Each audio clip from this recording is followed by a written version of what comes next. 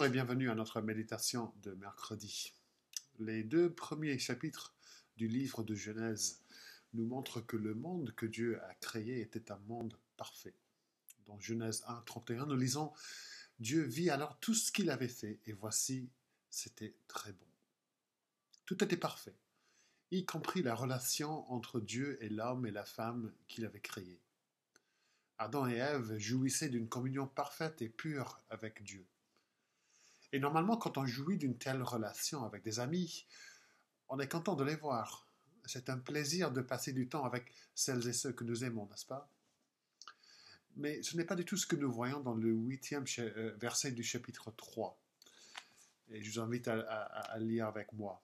Nous lisons « Alors, ils, c'est-à-dire Adam et Ève, entendirent la voix de l'Éternel Dieu qui parcourait le jardin avec la brise du soir. » Dieu arrive dans le jardin, mais au lieu de se réjouir de l'occasion d'être en la présence de Dieu, qu'est-ce que nous trouvons? Le verset continue. L'homme et sa femme allèrent se cacher devant l'Éternel Dieu.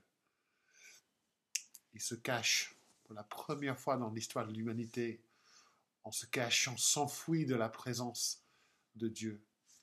Et pour les 3 prochaines semaines, les méditations, je veux bien poser ces 3 questions sur ce verset. Pourquoi se cacher de Dieu? Comment se cacher de Dieu?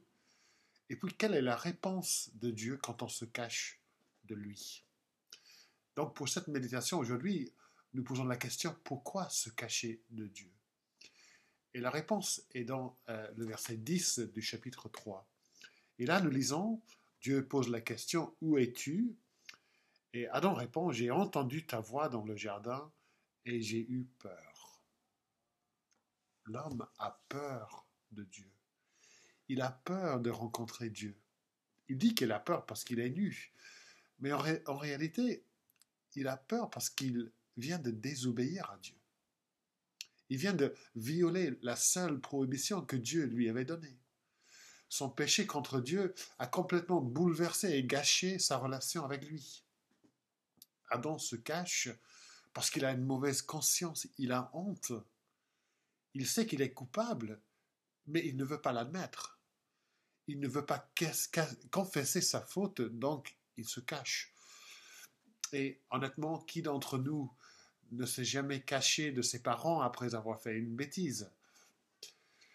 Mais Adam et Ève se cachent de la présence de Dieu. Parce qu'ils savent qu'en sa présence, ils seront obligés de faire face à leur péché. Ils savent que Dieu est saint, pur et juste, mais eux, ils ne le sont pas. Et c'est clair que face à la sainteté de Dieu, l'homme pécheur aura envie de se cacher. Écoutez le prophète Ésaïe, qui a une vision de la sainteté du Christ.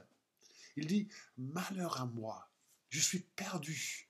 Je suis un homme dont les lèvres sont impures. J'habite au milieu d'un peuple dont les lèvres sont impures. Et mes yeux ont vu le roi, l'Éternel des armées. » Même chose pour l'apôtre Pierre, quand il voit une manifestation de la gloire et de la puissance de Jésus. Nous lisons dans Luc 5, Simon-Pierre tomba aux genoux de Jésus et dit « Seigneur, retiens-toi de moi, parce que je suis un homme pécheur. » Autrement dit, je ne veux pas être en ta présence. Je sais que moi, je suis pécheur et que toi, tu es saint. Et ça nous montre que l'être humain, dans son péché, ne veut rien avoir avec un Dieu saint et juste. Un tel Dieu le gêne énormément. Un tel Dieu lui rappelle son péché, sa culpabilité. Il se cache de Dieu et honnêtement, il ne veut pas que ce Dieu saint existe. Parce que si Dieu n'existait pas, l'homme serait libre de faire ce qu'il veut, de vivre pour lui-même. L'homme, s'il est prêt à être honnête, il sait très bien qu'il est coupable devant un Dieu saint. Mais il ne veut pas l'admettre. Donc il se cache et il continue de se rebeller contre Dieu. Dans notre péché, nous nous cachons de la présence, de la sainteté et du jugement de Dieu. Et dans les prochaines méditations, nous verrons tout ce qu'on peut faire pour essayer de se cacher de Dieu. Mais je ne veux pas finir sans avoir parlé de ce que Dieu fait quand nous essayons de nous cacher de lui. Parce que ça, c'est l'essentiel, ça, c'est la clé. Que fait Dieu quand on essaie de se cacher de lui? C'est bien triste de voir une relation quelconque brisée. Un homme qui se cache de sa femme, un enfant qui se cache de ses parents parce qu'ils ont fait une bêtise. Et c'est surtout triste de voir des êtres humains comme nous qui se cachent de Dieu. Et nous le faisons, tous. Mais ce qui serait encore pire, ce serait de voir un Dieu qui se cachait de nous. Un Dieu qui ne voulait pas nous voir, nous parler. Mais ce n'est pas du tout ce que Dieu fait dans ce passage. Dieu vient à la recherche de ceux qui essaient de se cacher de lui. Il ne les abandonne pas.